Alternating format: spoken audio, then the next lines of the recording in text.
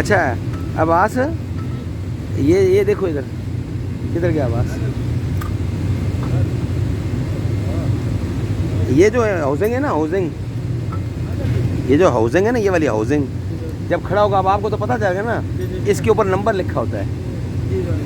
इस हाउसिंग का नंबर क्या है वो आपने बताना होगा, क्योंकि अभी तो इसमें हाथ नहीं लगा सकते ना, मतलब है कि अभी नज़र भी सामने नहीं आ रहा, लेकिन इसका नंबर होगा बाकायदा हाउसिंग का।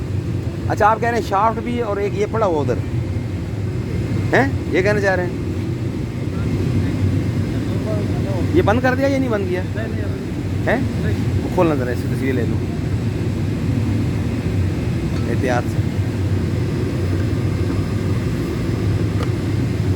ये डब्बा आगे से खुल जाएगा, ये टाइट कर दिया आपने, हो गया ना? ना खोलो ना खोलो, ना ना ना, इतनी इमरजेंसी नहीं लगी हुई।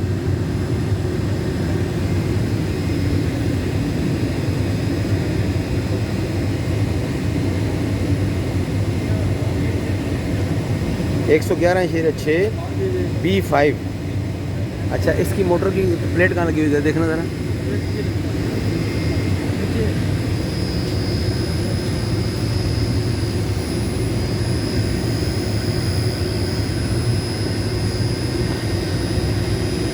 आवाज़ नीचे से ज़रा साफ करके बनाओ ना,